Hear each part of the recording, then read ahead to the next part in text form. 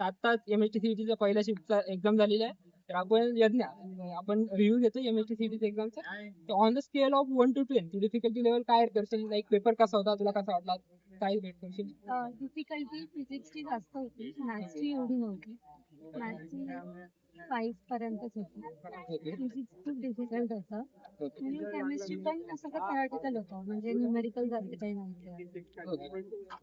According to यज्ञ आणि मागच्या आपण ज्या 2-3 स्टुडंट्सचा रिव्ह्यू घेतला, तिघांकडनं पण आपल्याला एक की पॉईंट कळतं की फिजिक्स डिफिकल्ट होतं, मॅथ्स मॉडरेट होतं आणि केमिस्ट्री मॉडरेट होतं. टाइम मॅनेजमेंट बद्दल काय सांगशील? टाइम मॅनेज झाला किंवा काही इश्यू आला तुला टाइम मॅनेजमेंट? टाइम एकदम मॅनेज झालेला आहे. Okay, time proper. हो. Okay okay. त्यानंतर असं काही जाणवलं का तुला का पर्टिक्युलर टॉपिक मधनं किंवा मॅथ्स मध्ये फिजिक्स मध्ये पर्टिक्युलर टॉपिकला जास्त वेटेज होतं, जास्त क्वेश्चन्स विचारले गेले, अशा अकॉर्डिंग काही होतं? हा, मॅथ्स मध्ये डिफरन्शियल इक्वेशनचे थोडे जास्त होते, इंटिग्रेशन वगैरे पण जास्त केमिस्ट्री वगैरे. मॅथ्स मध्ये डिफरन्शियल इक्वेशन आणि काय बोलली? डिफरन्शियल इक्वेशन आणि इंटिग्रेशन जास्त होतं. आणि काय एक्सपेक्ट करते तू? स्कोर काय एक्सपेक्ट करते? काय स्कोर घेऊ शकते लाईक आउट ऑफ 200? मॅथ्स तर चांगलं गेलं म्हणून मी स्कोर पण चांगला एक्सपेक्ट करते. Okay, 100 plus. हो. ओके ओके, नक्कीच 100 प्लस पर्सेंटाला चांगला स्कोर येतो. आणि पुढे काय प्लॅन आहे? इंजिनिअरिंगला कोणत्या ब्रांचला ऍडमिशन घ्यायचंय, कोणत्या सिटीत घ्यायचंय, त्याबद्दल काय डिसाईड केलं? सिटी मला पुणेच पाहिजे आणि मला aeronautical engineering. Okay okay, nice. तर आता जसं हिला एरोनॉटिकल इंजिनिअरिंग मध्ये करायचं, इंजिनिअरिंग नंतर तुम्हाला MST-CET एक्झाम नंतर इंजिनिअरिंग मध्ये different type of branches across 40+ branches बघायला मिळतात. तर तुम्हाला कोणत्या ब्रांच मध्ये स्पेशलायझेशन करायचंय, कोणती ब्रांच घ्यायची, त्यात पुढे करिअर स्कोप काय आहे, कोणत्या कॉलेजला प्लेसमेंट कशी आहे, त्या रिगार्डिंग आपण सेमिनार घेणार आहोत. त्या सेमिनारसाठी तुम्ही डिस्क्रिप्शन बॉक्स मध्ये दिलेल्या व्हॉट्सअप ग्रुपला जॉईन करा. त्यात आपल्या सेमिनारची लिंक येईल, सेमिनार अटेंड करा, तुम्हाला खूप सारे इन्फॉर्मेटिव्ह गोष्टी बघायला भेटतील. थँक्यू. All the best. तर आज आपल्यासोबत आहे तरन्नुम शेख पुण्यावरनं, तिची आता MST-CET ची एक्झाम होती, 16 एप्रिलची फर्स्ट शिफ्ट होती.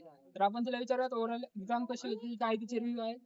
तर Tarannum, on the scale of 1 to 10 तुला रेट करायचं झालं, एक्झाम कशी होती?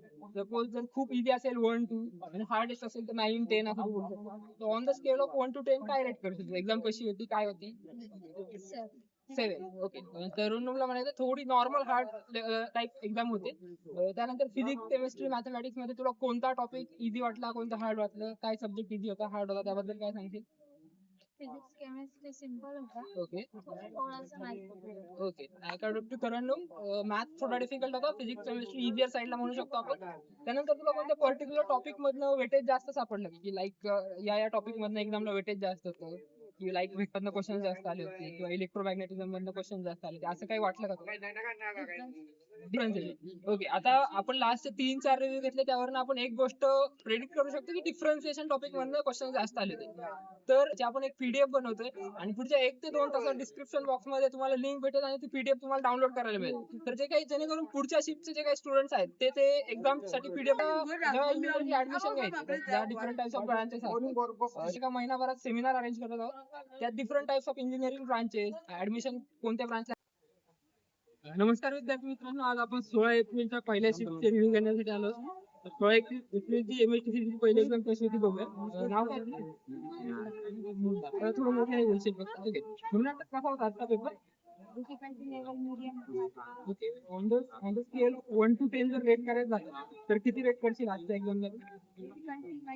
डिफिकल्ट 10 फॉर द हार्डेस्ट आणि 1 फॉर द लोएस्ट. किती रेट करशील? 8 on 10. टॉपिक वाईज बोलायचं झालं, कोणता टॉपिक थोडा हार्ड गेला? फिजिक्स हार्ड आहे, मॅथ्स हार्ड आहे, केमिस्ट्री कोणत्या टॉपिक मधून वेटेज सांगायचं झालं, कोणत्या टॉपिक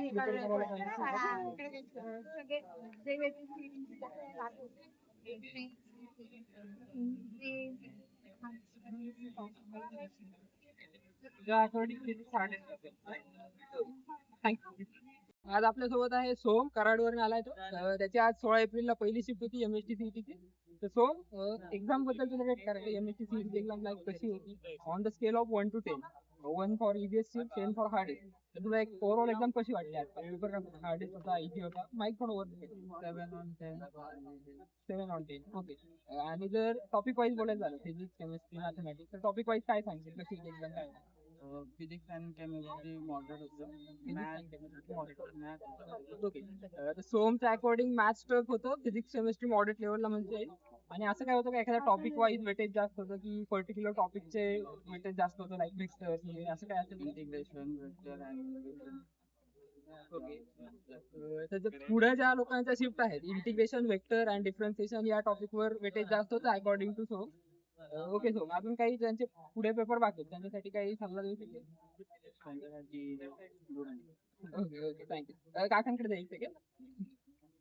काका काय वाटतं आता सीईटी नंतर म्हणजे कुठे ऍडमिशन घ्यायचंय तुम्हाला, काय इच्छा आहे like कोणती ब्रांच वगैरे काही ठरवली आहे काय? थोडं माहित वरती येतं लाईक त्याच्यात पण सब ब्रांचेस असतात मेकॅनिकल साईडला. ओके.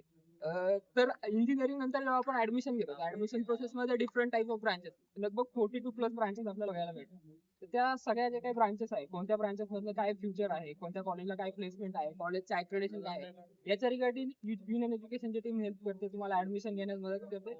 सो आत्ताचे आपले जे रिव्ह्यू आहेत ते त्या स्टुडंटसाठी आहे. आणि सोबतच तुम्हाला या सर्व गोष्टींबद्दल माहिती पाहिजे असेल तर येणाऱ्या संडेला आपलं एक सेशन होणार आहे.